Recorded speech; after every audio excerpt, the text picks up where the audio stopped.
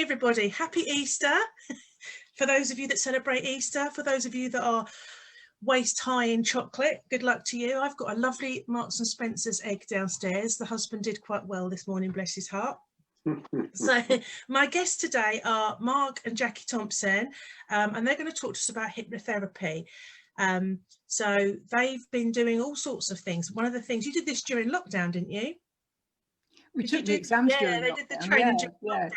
So I met Jackie and Mark doing a summit last year with my lovely friend Sue, who spoke to us about chakra dancing last year.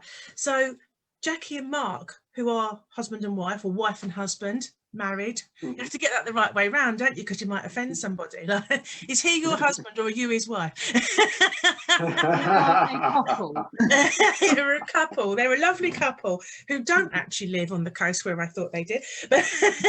But Jackie and Mark, would you like to tell us a little bit about yourselves?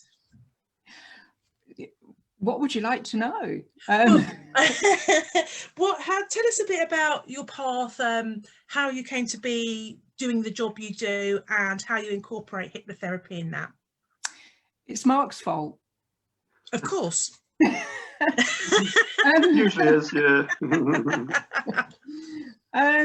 How did I come to do hypnotherapy? Yeah, it's definitely Mark's fault. Yeah. I was years ago doing a completely different job and I had a big life change. And I've always worked for myself, but it was very corporate. And during my life change, I moved away from everyone and everything. And I found my spiritual side. Yeah. And never, ever wanted to work in anything corporate ever again. So I don't. I hear you. and hypnotherapy was, in a way, it started off as another tool to just add to what I was doing, which, you know, was basically coaching and healing and all sorts of lovely things like that. And I saw this as another way to help people make changes. And it's just slotted in beautifully. And actually, it is part of everything I do now. Wow. So it's a huge part of your life then. Yeah, absolutely. And it's an exciting part, and yeah, it's fascinating. It really is. Yeah. And what about you, Mark? What was, seeing as you're the one to blame, how did you? But can I just get something out of the way first, because this is an English audience and they're always curious about accents. My accent is grown up in New Zealand and been developed and matured for the last 30 years in Southeast London. So it's got a bit of both sometimes. Do you know, we are a curious nation when it comes to accents. You sit there and, you know, if someone's got an accent, you sit talking to them and you're like, oh, was that a bit of Canada? Oh, no. If you get Canada and America wrong, do you have the same with New Zealand and Australia if you get those wrong? I don't worry about it. I was going to say, I wouldn't. Because frankly, you know, I tend to mix up people from Birmingham and Liverpool, and that's I know that absolutely. So, you know, if I do that, why should I get upset if somebody mixes New Zealand with Australia or South Africa? You know, people do. If you say to an American, if you say to a Canadian, "Are you American?" They'll get quite upset. Apparently. Oh yes. I don't know, but apparently that is a thing. Well, you try telling a black countryman that he's a Brummie and see what happens. Yes. Because he's definitely not a Brummie. He's definitely a yam yam. Not a Brummie. No, yeah, this is true. And you know, and we're tangenting off. It doesn't matter. Oh, my husband's watching and waving. Tony Bow is watching. Morning, Tony. She's lovely. She's friend of Jenny's, and Jenny's watching as well. Oh, brilliant. Yeah. Morning, Jenny. Yeah, and it's interesting that, you know, even those very words, like, you'd have to be careful for somebody who's not British saying a black countryman. It could be that you're talking about a person who is actually black, but we call this the pottery areas and that mid part of Midlands the black country, don't we? Because it was black with smoke and industry. So it's just a whole, it's a bit of a minefield in general, isn't it? And hypnotherapy. Well, accents definitely are a minefield. And basically, one of the things with hypnotherapy, of course, is your instrument is your voice. Yes. Because you know, we've been doing quite a lot of it online, and that's fine. And you can do without video links, so long as you've got an audio link, you're fine. It works better with Oh, video. of course. I didn't think about that. You Oh, absolutely okay. need audio. That's the one thing you really do need, because you need your voice. Oh, that's interesting. I hadn't thought about that. That wasn't one of my questions for you. So, No, that's right. all right. But I mean, Mark. basically, I've been interested in hypnotherapy off and on for years, and I sort of tried to learn self-hypnosis in the 80s, and I signed up for an awful mail order course through the Daily Mail, of all things, in around about 1995. So I had about 30 cassette tapes with this guy who was really into Freudian psychoanalysis, which I'm not. And I sort of did give it a fair go for a while. I really tried hard with it, but I just had to bin it all over finish. And that put me right off. Yeah. And then Jackie got me involved in Reiki. She is one of Yes. my Reiki masters, my master. And then I think actually the Reiki tends to take you on a path of self-development. It tends to speed you up a bit. And I found in 2019, I was saying to Jackie, in fact, I think she might have seen the course first, actually. I know she's blaming me, but I think she found the course. She said, have a look at this. And I said, I said, I've been fascinated by hypnotherapy or hypnosis for around about 30 odd years. I've never really learned it properly.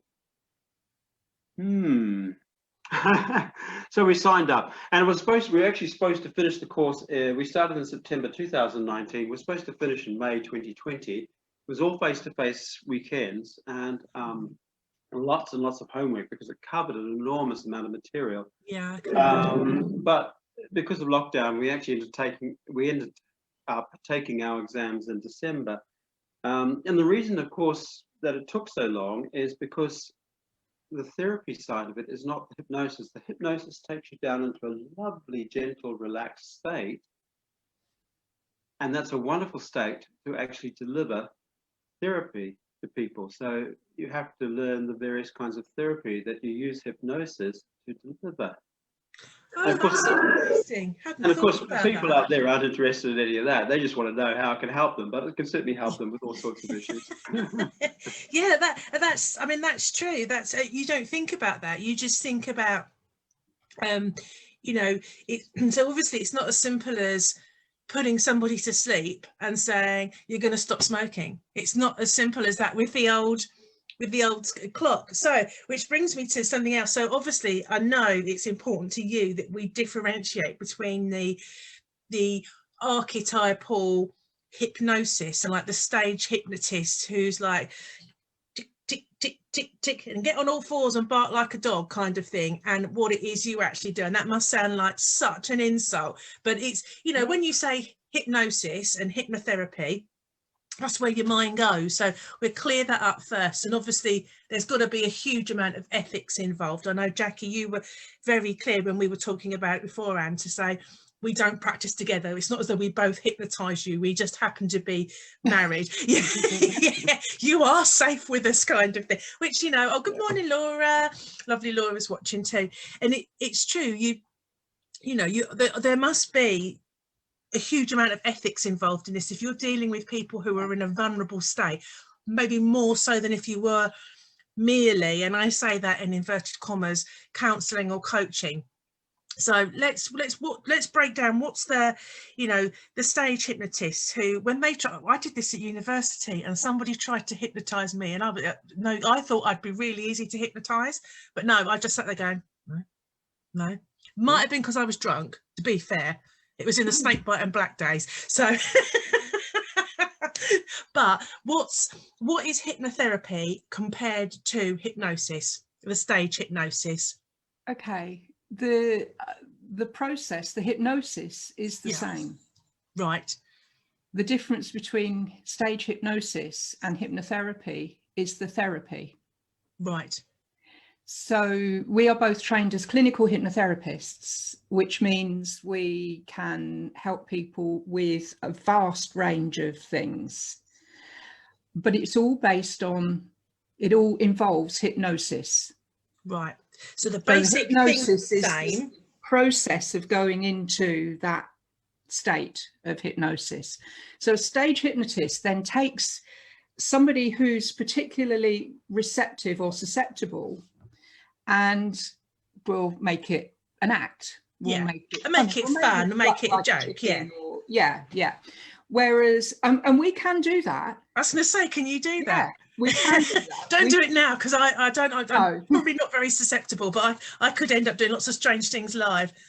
I have never tried to do that. I assume I could do that. I've never tried to do that. Yeah. Same here. The training is there. We could technically do that, but that's not what I'm about. And I know that's obviously not what you're about. And we joke, but this is the serious side of it, isn't it? Yeah, there is a serious side.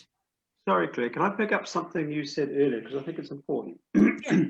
You said you went along for some stage hypnosis. You thought you'd be very easy to hypnotize, and you found, to your surprise, that you weren't. Yeah. Okay. You may well be very easy to hypnotize. You just didn't want to be hypnotized in that situation. You weren't comfortable about being vulnerable in front of a group of people. So you didn't want to be hypnotized. Whereas they would have probably actually gone with somebody who was actually quite happy to be to allow themselves to be a fool, to actually have some fun, because they just wanted to go out and have a night of fun. It's a bit like people at the comedy club.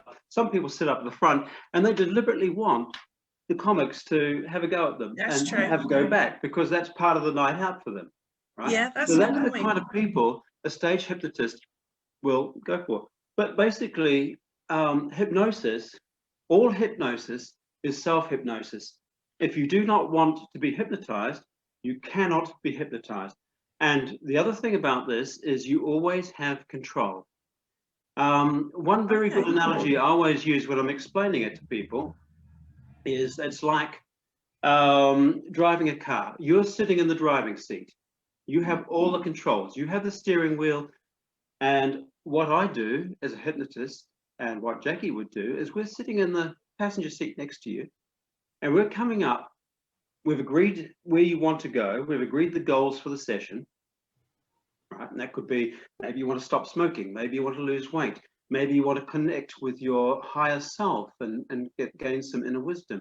Maybe you want to deal with some anxiety or phobias. There's lots of different things hypnotherapy can deal with. Or depression, loads and loads of stuff.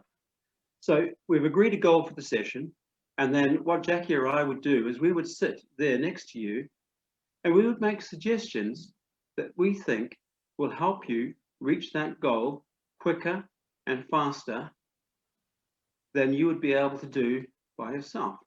But you are in the driving seat. It's up to you. You have complete control over this. So if you don't like a suggestion, you do not have to accept it.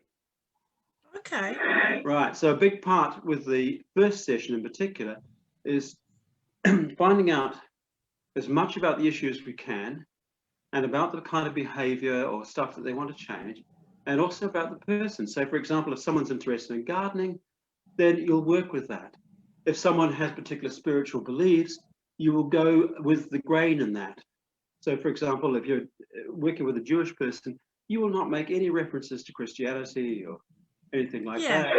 If you're working with somebody who's an atheist, you won't talk about a higher power necessarily. You'll talk about a wise aspect of themselves, for example. So you work with people's beliefs, because basically at the end of the day, what you're trying to do is you're trying to help them achieve the goals they want to achieve. It's all about them. It's not about us. We're just there as a catalyst to try and help them make the changes that they want. And so as a result, there's a lot of things. I'm just doing a little bit of a rave, and then I'm going to let Jackie take over. Because one of the things I really wanted to get across was just to sort of talk about some common myths about hypnosis. One of them is that, a hypnotist controls you, makes you do things that you wouldn't necessarily want to do. That's tosh. I was going to use a different word, but no. If you want to use a stronger word, you go for it. It doesn't matter. No, that's fine.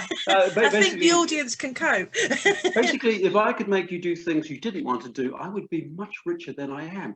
Because, Claire, I would have your bank account details, and I would be busy. Well, good luck with that, because it's not. I can't do that, right?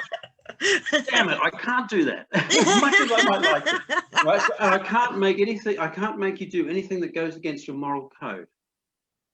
Okay. Okay, that's really So I have interesting to because work that's with not you. what you think, is it? No, it's Before not you what know. you think. And the other thing was you said something about, yes, we'll put you to sleep. And there is this myth around hypnosis and sleep, because hypnosis actually comes from a Greek word meaning sleep. Yeah. We don't put you to sleep. It's a very common state that you pass through every day.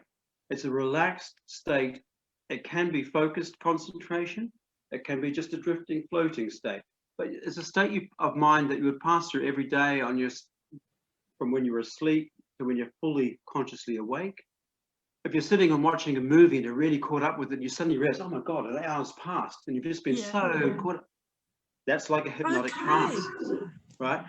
Watching TV puts you into a light trance, which is why people who actually binge eat, they suddenly realize they've eaten about 69 packets of crisps without even knowing, right? Because they're in a light hypnotic trance. So we actually go through these things a lot every day. The only thing is with hypnotherapy is we're using it for positive outcomes for the people to help them to live the goals that they want. So it's nothing about control, and it's nothing about sleep. And it's a very pleasant, relaxed state. It's actually, for those people out there who've done meditation, it's not dissimilar to being in a meditative state. Okay. And when you look at guided visualization videos on YouTube, or sorry, if you listen to them rather than look at them, you listen to the words and suggestions they're using, quite often you can steal them for hypnosis. Or if you listen to hypnosis ones on YouTube, you can often steal those for guided visualizations, right? There's a meeting point, there's a crossover point where you're actually talking about a very similar state of mind.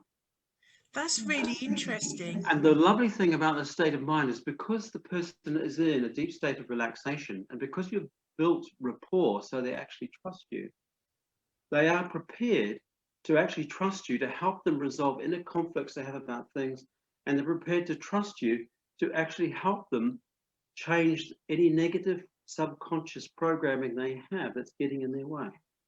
Now I'm going to shut up and let you ask me the question, and let my lovely wife speak for a bit, because I really wanted to do that on this day today, because that actually just, a lot of people have completely the wrong idea about it. Yeah, me included. Yeah, because I thank you so much for that, because I kind of knew that they couldn't make you do anything that you really don't want to do. And then you couldn't hypnotize me to say, go and rob that bank and bring me all the money. That, that's something you see in films as a bit of a joke, but I knew that wasn't real. It makes a great plot line for movies, because I bet it does. and there's quite a lot of hypnosis movies which have a hypnosis in the plot line, and often they're doing that erroneous thing about hypnosis. But it adds to the fun, doesn't it? But it doesn't help people like yourselves who are using it as a means and a tool for aiding the therapy that you give to people. I mean, it's all very well joking about it, but it is, like you say, it was interesting you said about the meditation, sort of the same sort of level. I know Laura in particular. I mean, Jenny meditates. I'm guessing Tony does as well. My husband will from time to time.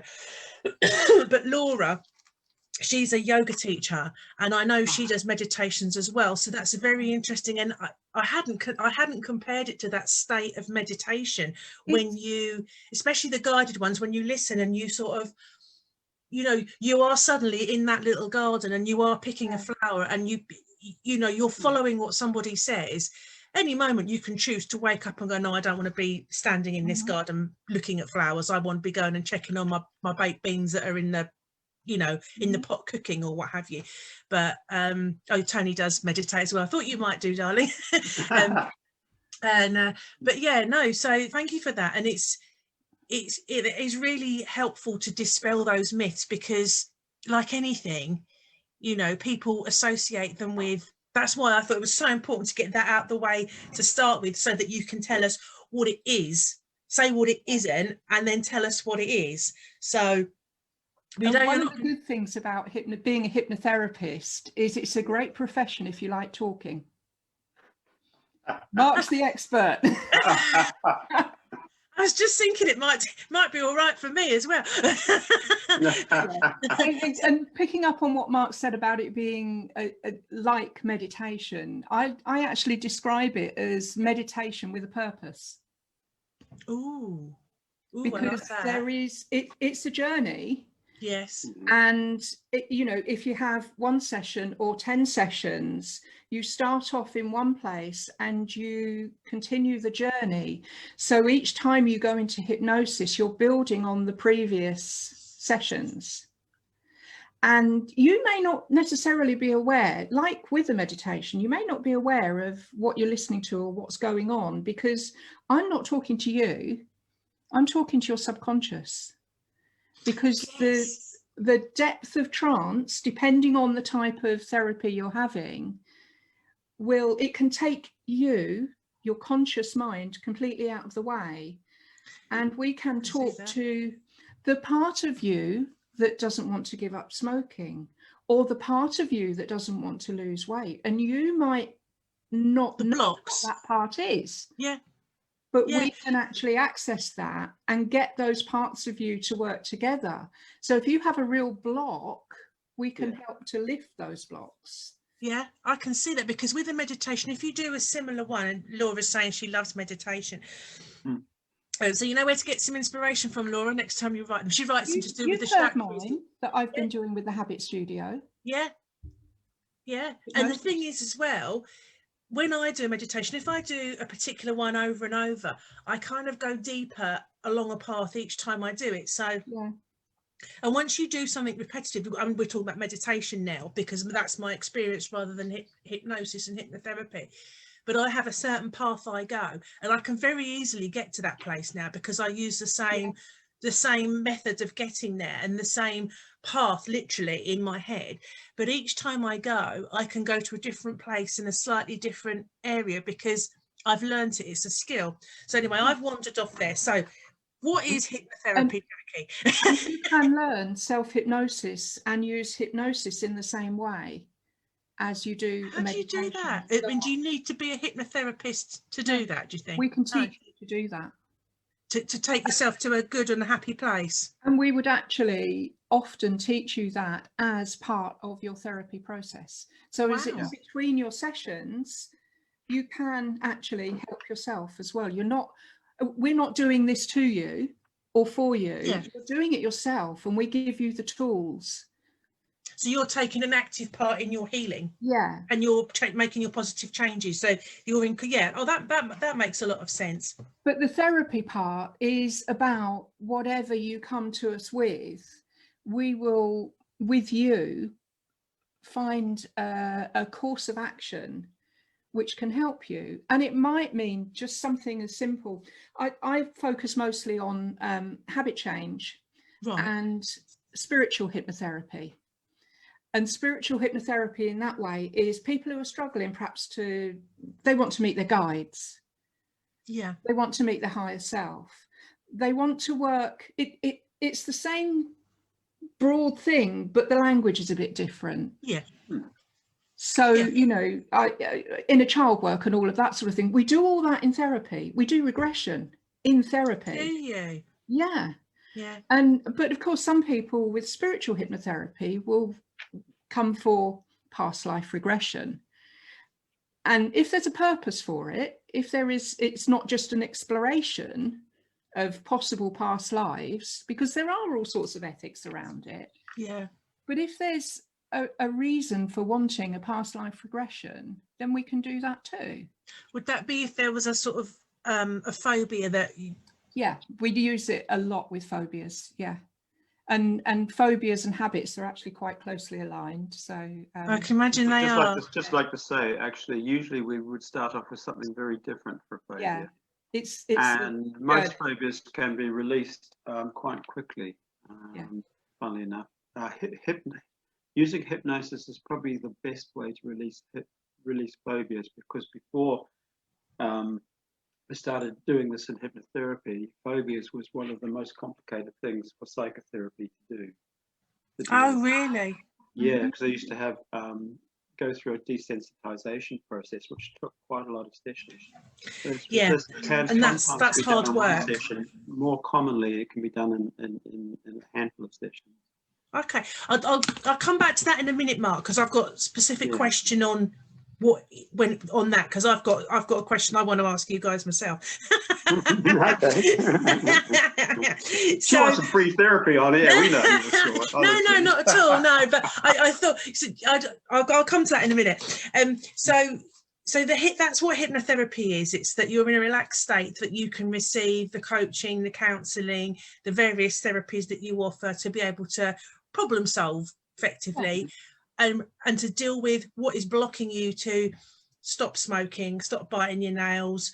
So how does it work? Is it that you're in a relaxed state and you can actually look at yourself and go, yeah, because I need to deal with this, then that's not going to be a problem? Or is that too simplified way of looking at it? It's all about neural pathways and Okay. all very technical stuff, which for most people is going to be, really Me included. It's what I said earlier, actually, about, if you're really stuck somewhere, then bypassing your conscious mind and accessing your subconscious mind is where the biggest change can take place, because your subconscious is the action that you take without thinking about it. Yeah. So habits are subconscious, mostly. That you're triggered and your subconscious kicks in and you reach for that packet of biscuits or that next biscuit without thinking about it. Yeah. And it's about interrupting patterns and habits and finding a different way. So helping people realize that they have a choice. Right. Yeah.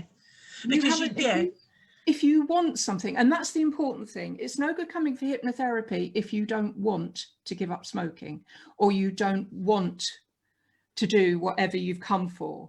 If you don't people who want buy it, somebody a hypnotherapy session to give up smoking are wasting their money, because the person themselves has to make the decision. Yeah. And we cannot impose something upon somebody they do not want to do. So, for example, like we said about I show actually had hypnotists, you can't make someone. No, you can't make somebody cluck like a chicken if they don't want to. Yeah. All hypnosis is self-hypnosis. All a decent hypnotherapist is doing is providing helpful suggestions that, if you accept them, will help you reach your goals quicker. They're just coming up with ideas for you that can help you work. And because you're in a relaxed state, you can actually, if you accept those, they can go quite deep and actually help you reprogram your subconscious mind, so it's actually working in a more helpful way for you. And for example, it goes far beyond smoking. I mean, Jackie's talking about habits. Anxiety is a habit. Yeah, that's people have a habit of actually thinking fearful thoughts. The very helpful mechanism we have of fear, which is very useful for preserving us and keeping us safe, is being misused, because we're using our wonderful imagination to continually create fantasy disasters for our lives, and then wondering why things aren't going right for us. So when Jackie's talking about habits, it's not just stuff about biting your nails or smoking or eating too much. It actually goes into mental habits as well, and emotional habits. Emotional habits, and actually, the thing about it, I recently did have a smoking client, and he came to me. He had actually been smoking a lot, about 30 a day for 30 years, something, I don't know, a long time anyway. And I realized as soon as I started listening to him that there was a part of him that wasn't that committed. So I said to him, this is not going to be a one session smoking, because a lot of people think you can just stop smoking in one session. Sometimes you can if you're highly committed. Right? But if you're not highly committed, you can't. He had an inner conflict. So what I then had to do with him is, actually, on the second session, we did some stuff in the first session to help him prepare to stop smoking, to make him more mindful about the stuff that he was doing. So he became aware. He actually started to become aware of his smoking habits. So instead of just lighting up automatically, he was aware each time he was going for a cigarette, because I didn't make him, I suggested that he put the cigarettes in a place where he actually had to do some work to go and get them. Yeah. So every time he wanted the fag, he had to think about it. So as It a wasn't result, just there to reach and do. before we actually, the second session, he'd already reduced his smoking quite heavily. And I'd actually also started to make suggestions around things that he could do to replace the smoking habit, like the way that you breathe, for example, or maybe. So if you're changing habits, it's always helpful to replace a negative habit with a positive one. And so the second session, we're actually talking very deep. And then we talked about the conflicting parts. And when you're actually talking about conflicting parts within a person, you're actually it's like being a marriage guidance counselor in a way, because you have to be very respectful of both parties, or all the parties if there's more than two. The part of him that wanted to smoke, that actually originally served a very helpful purpose. Right? Yeah. And so the whole thing that we had to sort of talk about was actually how that helpful purpose could be served in a different way that had a healthier outcome for this particular person, so that they could affect the change that they wanted. So it was like a negotiation between the part of him that wanted to stop smoking and the part of him that didn't want to stop smoking. And you're actually treating both parts with the respect and actually getting the subconscious mind to come up with a workable solution for him to actually take into his life. Yeah, And that makes sense. I mean, you're talking to an ex-smoker, so that does make sense, because there are, I mean, I haven't smoked for 15 years now, but I still could. I still want to from time to time. I don't crave it, but from time to time. And, you know, it was the, I see what you're saying about the smoking part of me was the part that would be, this is going to relieve your stress, you're going to feel better, you're going to calm down, this is going to help relieve your anxiety. It connects you with the network of people. You know, there are lots of different things with smoking. I mean, I smoked for 30 years myself. Yeah, and the social side of it with a glass of wine and you're chatting away and you know, but yeah, I can completely understand that, because. But you could use the same thing, not just for smoking. I mean, and that's only one, I mean, parts therapy is only one therapeutic technique out of many. I mean, you know, Jackie's been doing some lovely work with family resolution rooms and inner child stuff. Oh, okay. And we both do quite a lot of cognitive behavioral therapy, and we both do stuff around behavioral change. And yeah, it goes. So there's a lot of different approaches we can use, and each person is different. So you have to listen to them and deeply, and actually tailor your approach for the particular person, and then keep adjusting it as you go through. Because although hypnotherapy is usually quicker than most conventional forms of psychotherapy, people come to you with quite complex knots of problems, and it's not always possible to do it in one or even two sessions. No. And you can only do one part of the knot at a time. Of course, yeah. Well, you can only untie one knot at a time in if you're untying a knot, can't you? So it's never really just one session though, because before you even embark on hypnotherapy, there is always a session of discussion. Yeah. Of to find out what's needed. Yeah, what's needed. And if we're working with something clinical, like we can deal with pain and we can help people reduce pain, whatever we're working with, we have an intake process. So there are a few people that we can't work with, but you know, there are some mental illnesses that obviously we can't work with paranoid schizophrenia and things like that. I was just going to say, what are their so what can you do? What can't we do? Can you cure the world? Can you work with COVID? No, but you know what? Yes. Can you? Oh, okay. Yes. I was going to say, we can work with the anxiety around COVID. We can work with people who've lost people through COVID. Yeah, grief. Yeah. We can work with. We have 4 sort of broad categories, I suppose. Right. You work with behavior. You work with cognition. You work with emotions. Yes. So it's the whole thing. So it's about your behaviors, your thoughts, how you feel about things, and then it's what you do with all of that together, and it's the result. And the result is, it can be anything. We also work with the physical body, because the physical body. Yeah. Hypnotherapy was actually the first effective anesthetic. Well, the first, really? before they actually got chemical anesthetics in the 19th century, the only decent form of anesthesia they had was hypnosis. And actually hypnosis can still be used for pain relief and is still used for pain relief. I've heard of that. Yeah. It's also used for improving people's sports performance. The range of things is endless. Jackie and I don't do all of it by any matter of means. No. I'm not particularly interested in working with children, for example. So if your child you need to sort out some behavioral issues with your child, I'm probably not the person to come to, for example. There are other people that would be much better than me at that. So, Jackie, an hour and a half in a dentist chair not so long ago. Oh, Self-hypnosis was amazing. It got me through. I put a the first time I went back to the dentist for a long time, which was about 2 or 3 years ago now, I put a meditation on in my earbuds and just opened my mouth and just went, just do it. Just if I cry, if I just, if I get out of the physical chair, don't hold me down. But that worked for me. So what can it work with, Jackie? What can be helped? What positive changes can people embrace using hypnotherapy? Give me a list as long as you can. Oh, how long have you got? As long as you've got. As long as I'm free for lunch with my mum at 1. Anything to do with addictions, habits, anything emotional. So, grief, relationships. It can help with relationships. The trust issues and trust.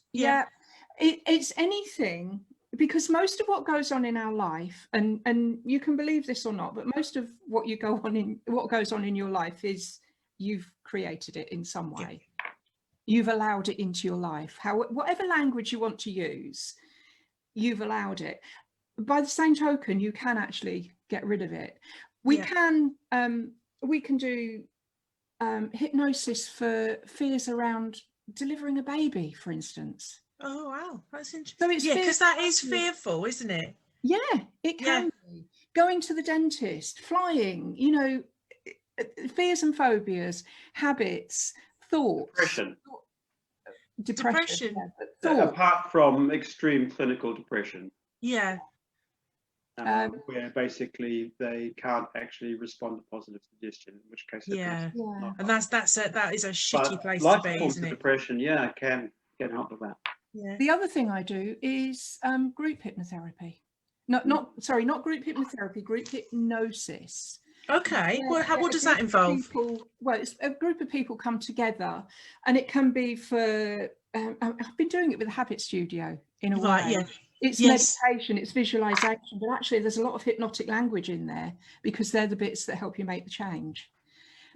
So, but you can have a weight loss group or an anxiety group, an arachnophobia group. Yeah.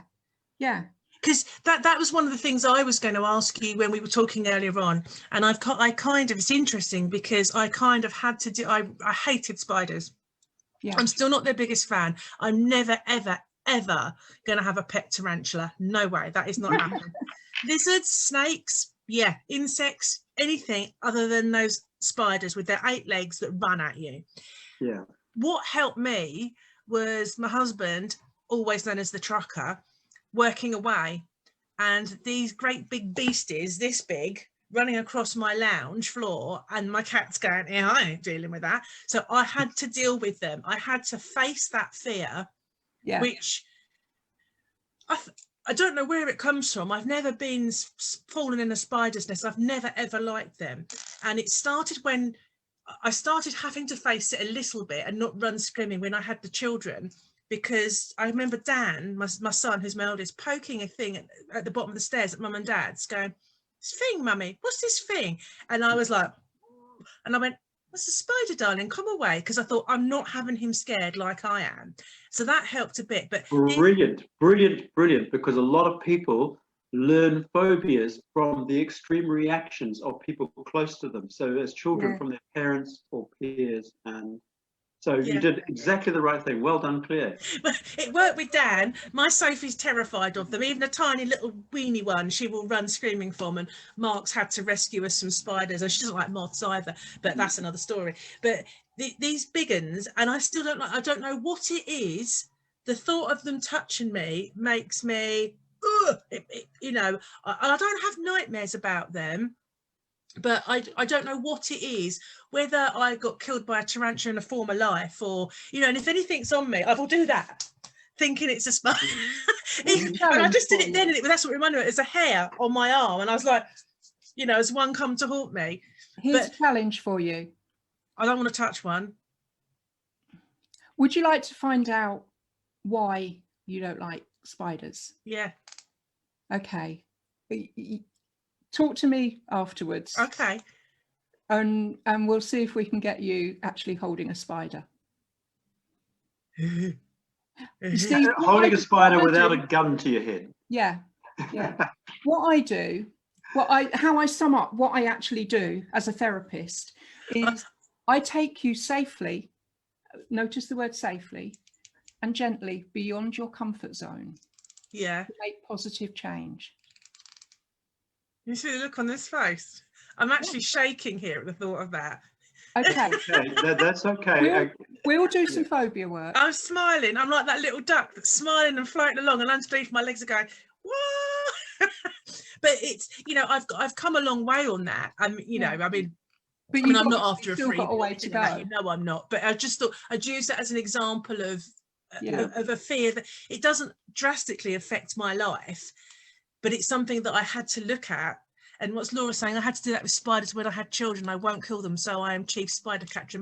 I catch them now. I always say to Mark, catch it and put it out. Don't kill it. It's not its fault. I don't like it. If he's here, he gets promoted to chief spider catcher. Otherwise, I've learned and this is really right. I'm going to admit this. If I catch a glass, I have a glass I use for catching them in, because it then has spider jams and I can't ever drink out of it again. But we'll do some work. Is that telling that it has spider jams? That's a face you're pulling, Mark. Well, I hate to tell you this. I am completely the opposite. I love spiders. As a child, I used to go hunting for them because I was fascinated by them. Yeah. But I understand that's weird in a different way. So, you know, we won't go there. Yeah, and also, you've admitted that. Trust me, we hear a lot worse. My friend's got a fear of you know, the foam polystyrene stuff you get packing in. Yeah. She's got a fear of that. Yeah. Anyway, moving on from my little so it can help with sort of emotional issues. So by emotional issues, you're talking about grief, anxiety. And emotional issues also involves things like moving on from abuse. Yes. Moving on from relationships. You know, that's a really big area. And with the one thing I didn't say with the group hypnotherapy is spiritual hypnotherapy, spiritual groups, you know, and that can be a good way as well of dealing with emotional stuff. Okay. That's really interesting, because you wouldn't automatically think of it as being something for that, would you? No. Well, there's several things you have to teach people by and large to do when you, because a lot of they're responsible for their own healing. You know, as any healer will tell you. Yeah. I hold my hand up as a healer. I cannot heal you. No, you can heal yourself. Do is act as a catalyst for you to perhaps more effectively heal yourself. Okay. And that's all I can do. But I mean, the sort of tools that we have with hypnotherapy give a wide range of things. But anger management is another one. I mean, the opposite side of abuse is anger management, and they can really help with that. Have you? So, I mean, what can't you work with? You said earlier on about people that are like. Right. There's a handful of things. We can't work with people who have been diagnosed with paranoid schizophrenia, bipolar, stuff like borderline emotional, personality disorder. Oh, it's changed, isn't it? It's emotional unstable EMU or something, isn't it? EUM? Yeah, basically the issue with it is that the relaxed state of hypnosis there are people that can do this. They have to be, by and large, they have to be trained psychologists or psychiatrists because they're used to dealing with people in psychotic episodes or in extreme emotional states. They can deal with those people with hypnosis. The difficulty that we would have is we might trigger them going back into a psychotic state, and then we're not trained to deal with that. And so that would mean they'd actually be going back into psychotic state. Someone would have to come along and sort out the pieces. So it's dangerous for them and for you. It is dangerous, yes. Yeah. And you'll be surprised how many people lie about that. Yeah. They want to experience hypnosis, yes. So gosh, we have a I haven't had that happen to myself, but certainly one of our teachers had it with that somebody could be who really, actually that had could be medical really training. nasty, couldn't it? For everybody involved, because you know, the people that have got the you know, the paranoid schizophrenics or what, they don't want to hurt anybody. It's a state that they have that they struggle to deal with. So could it help? There are other groups of people who cannot help too. Basically, people who are signed up by their partners to make changes that they don't want to do. They don't want to do. Please don't buy your partner hypnotherapy for weight loss unless you've talked it through with them and they think this is a wonderful idea, or for smoking or anything like that. Because if it's not their idea, it's being imposed. You can't make them. It's free and will, we all isn't know what it's like having something imposed upon them. There's a little teen rebel that comes out and says, no, exactly. No, I am not having this forced on me. So we can't work with those people. Okay. Right? And we don't really want to work with people that are drunk or out of it. Well, it's not we don't want to, we won't. Anybody who's under the influence. It's not safe.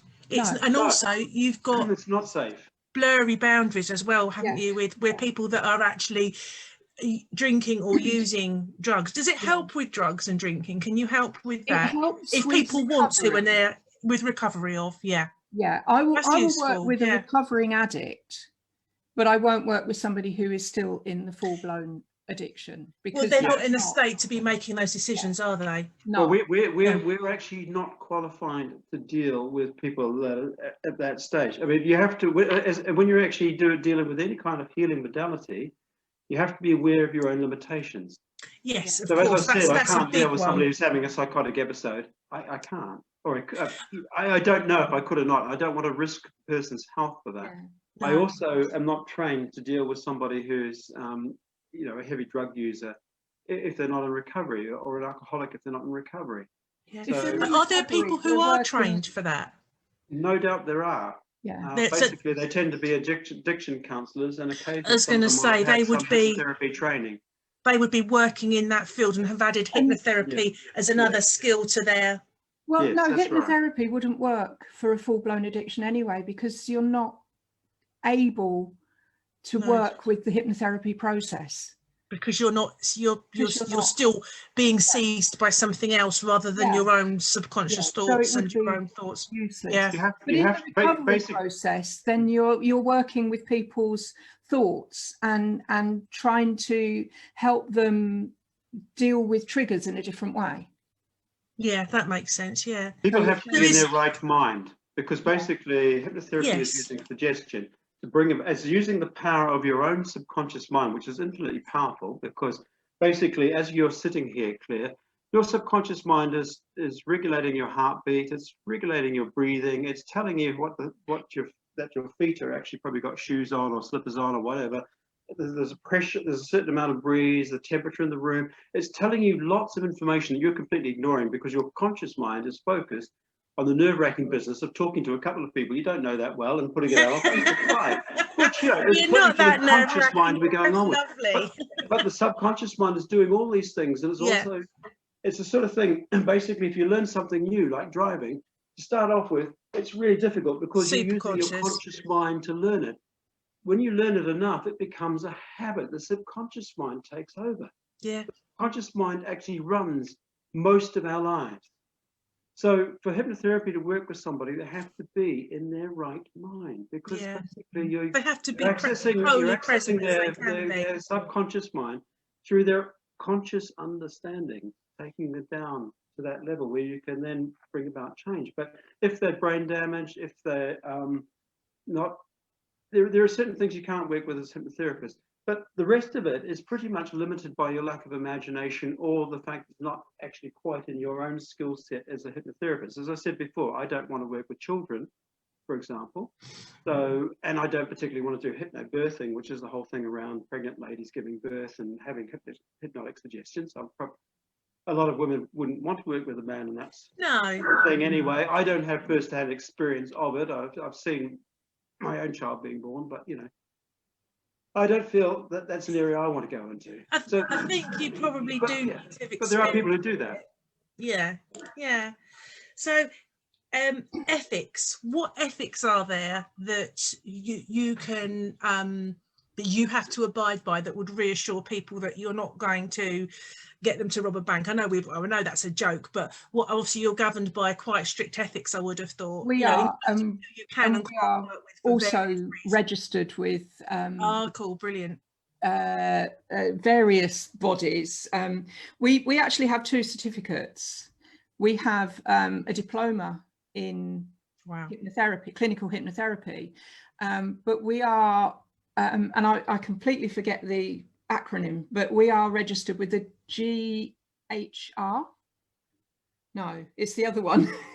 It's the Guild of Hypnotherapists. NGH, National Guild of Hypnotists. That's the one. Yeah. We have a certificate to say that our training is accredited by them as well.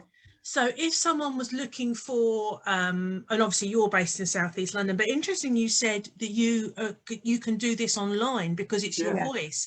So is that something that has sort of become more prominent due to the lockdown, or is it something you would have looked at before? Because there's so many things I've found talking to people that people are now trying via, I mean, for example, I'd never done a live or a Zoom. I hadn't even heard of Zoom before the lockdown. So what has been a curse has become a blessing because we've found alternative ways. You know, it's like a neural pathway that is blocked because of stroke. We can't do that. Right, we're going to go around that and we're going to do this. So it's not a particularly good analogy, but, you know, we are not going to be beaten by COVID. We're still going to mix and meet with people in a safe way. And it's not a dissimilar thing to solving a problem, is it?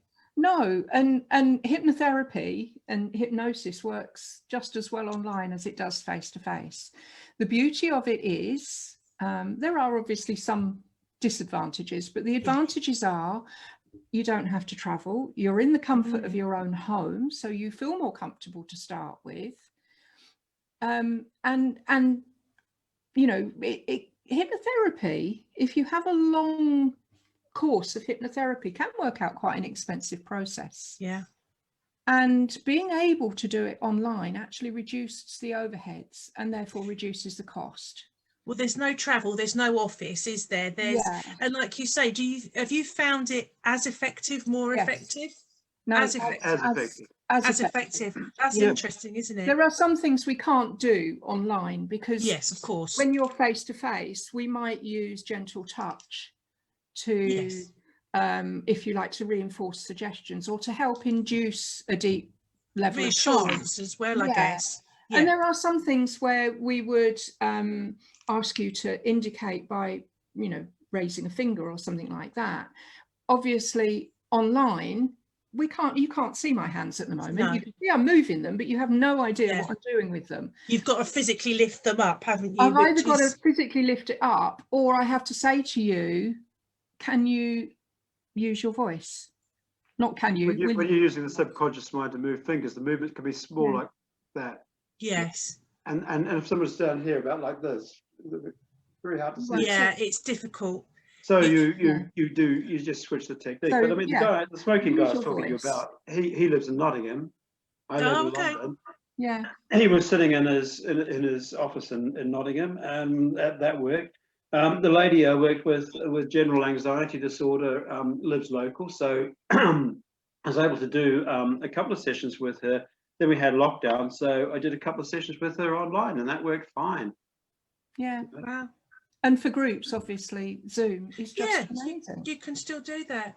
So who uses hypnotherapy? Is it people from all walks of life? I mean, obviously, you know, there is a cost involved, so that will put off some people who have got absolutely no money, though doing it online is going to make it slightly cheaper, I'm guessing, because there's no travel, there's less cost. But so that's the only thing that I'm looking at it thinking that might be prohibitive to some people. But do you get people from all walks of life, all race, religion, gender? Yes. Yeah. So, you know, you're going to get your baker, you know, in a supermarket baker, and a lord of the realm, and, you know, you're going to get all different people doing it. Anybody who knows about it and wants to try a different approach to something that they're having trouble with. And it can be literally from anything, I don't know, to somebody who's constantly picking their nose and wants to stop because they're embarrassed about it. You know, I mean, you get some really silly things. I've had somebody come to me with OCD. Now, I can't actually work with the OCD because that is quite a deep mental process, but we can chip away at some of the habits and change some of those habits, which alleviates it. And it's like any form of healing. It's not going to cure disease, but it can relieve symptoms. You know, and the anxiety attached to it too. Yeah, even allergies and things like that. It, you know, it can reduce pain, and we can give you techniques that you can use yourself when you're having a bad pain episode to be able to reduce that pain. It can help people deal with illness that they can't really do anything about it. It's there. They've perhaps got a condition for life, but we can help them deal with some of the symptoms. So it can become a strategy or a coping technique. That's interesting. I hadn't thought about it like that. It's actually one of the treatments of choice. It's one of the treatments of choice for stuff like irritable bowel syndrome, of all things. Yeah. Is it? Yes. Yeah. Wow. Yeah, there is actually a way of dealing with irritable bowel syndrome through hypnotherapy, and it won't cure it. No, but it can make it easier to. It can mean that people actually feel relaxed about traveling outside of the house, and it gets. That would be a biggie. Yeah, that's a biggie, because if you think that you could have to rush the toilet anytime soon, it can make you a prisoner in your own home. When actually it's insomnia. Yeah, that's another one. Did you know, touch wood, this week I've slept like a log. I think I've worn myself out. I had a couple of weeks where I thought I'd turned into an owl. That'll teach me to work with blood eye with, won't it? So, I mean, I could talk to you guys about this all day, but I think we've probably already been chatting for over an hour. We have, yeah. So, But that's fabulous. But is there anything else you want to add before we sort of, you know, all of our watchers get numb bums and we've. Yes, Mark. I'll just add one thing. Of course you may. I just started to say earlier, didn't really say it very well. A lot of this stuff, it's all about the mind-body connection, right? Yeah. Because with hypnotherapy, you're using the mind to sometimes influence the mind, sometimes the emotions, sometimes the body. But there are certain key things you almost always address. You almost always teach people how to breathe, to deal with stress and anxiety, because most of us don't actually have good coping strategies with stress or anxiety. That underlies a high proportion of illness, mental discomfort, emotional discomfort. So, and the quickest way to regain control of your emotional equilibrium is through the breath. Right? So you almost always teach people how to breathe. You almost always teach, well, quite a high proportion of people, some simple things around managing stress better. Yeah. And for quite a lot of people, you also teach them about being more assertive. Okay. Because one of the big things for people is they actually don't feel they're in control of their lives. They don't feel that they have the right to actually say no to other people and to set boundaries. So those three things in particular are things that you will teach them out of hypnosis often and get them to practice. So, but yeah, it's interesting. There's another couple of things I'd add to that. I don't need to say much because Mark said it all really, but generally we will leave people feeling positive. Yeah. That's our aim, is to leave people Yes. feeling positive. So during any hypnosis session, you will get confidence boosting. I mean, we actually call it ego boosting, but it's ego in the best sense of the word. Yes. Yeah. And so, confidence, even, doing a live on Facebook, there's hypnotherapy for that. We can give you the confidence to actually go out there and do things. We want you to feel good. Yeah. And for everybody, that will be something different. Mm. So Mark says, we'll always teach people. Yes, with anxiety and stress, we will always teach people how to deal with it. But we also teach people who aren't coming with anxiety or stress how to deal with whatever they've come with. And that might be. Do you get people come with, they say it's this, and when you talk to them, you think, no, there's something else there as well. And like with, for example, you said about IBS. Now, obviously, that's irritable bowel syndrome. They call it irritable bowel disease now, don't they?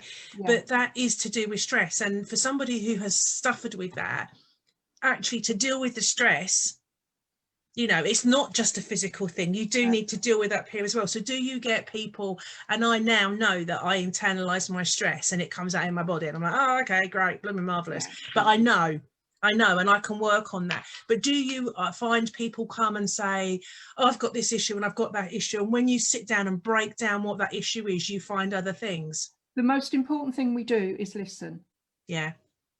We talk a lot as well, but we listen, because when we're listening, we hear what you say, and sometimes people just need to talk. Yeah. So we will always listen to your story, if you like, the first time. After that, we will get you out of that story and help you change that story. But we listen to what you say. We also listen to what you don't say. That's a really good way of putting it. Yeah. And we always work with whatever is causing the issue. We don't necessarily have to work with the issue itself, because it might be, as you say, with IBD, it can be stress related. So we'll deal with the stress and the IBD improves. IBS. No, I think Claire's right. They do call it IBD now.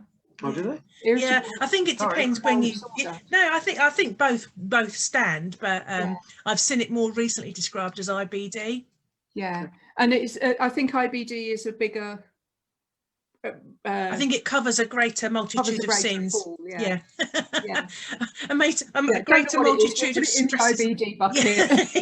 Yeah, and actually, and that's not always what it is, but yeah. Right. So, is there anything else you wanted to add, Jackie? Mark said it all. I mean, I'm sure you both covered everything. It's been absolutely fascinating. How can people get hold of you? Could you because I know you've got your businesses, haven't you? So how could people get hold of you if they wanted to find out more? The easiest and quickest way is email. Email, yeah. Would you put that in the links afterwards? Yes, we can do that. Yeah. And you've got a Facebook page for you, Jackie, haven't you? Yeah, I have a Facebook page, and it's Jackie Thomson Hypno Coach. I think it's actually at Jackie Thomson Hypno Coach. Okay. What about you, Mark? Yeah, I have a Facebook page. It's Mark's Hypnotherapy and Healing Solutions. Oh, okay. So if you could put those in the comments for me, and then then anybody that's got any questions, because it makes you think more about. I've got probably more questions than when I started. In a way, the idea. Well, it is, isn't it? Because it's a learning curve, and it's the questions that I wanted to ask. Like we said, you come with one set of things, and then actually you discover there's other things. So it's absolutely fascinating. And I could, if I wasn't going to Mum's for lunch, I just have to take my coat so I can sit in the garden, because it's not so warm out there today. But thank you ever so much for coming in, and. Oh, thanks, Mark. And thank you so much for joining us. So thank you for joining us, everybody. Tony's enjoyed it. Just thank you very much. So yeah, we've had some people watching. So And if you've got any comments, put them in there, and I'm sure Jackie and Mark will revisit this page and check out any comments. So Yeah, thank you definitely. again so much for joining me. And it's been my first one with 2 people. Ah, okay. So you're unique. You're only the second man on here, Mark. Okay, right. Yes, we had Hopefully my friend there'll be Tony more. the other week.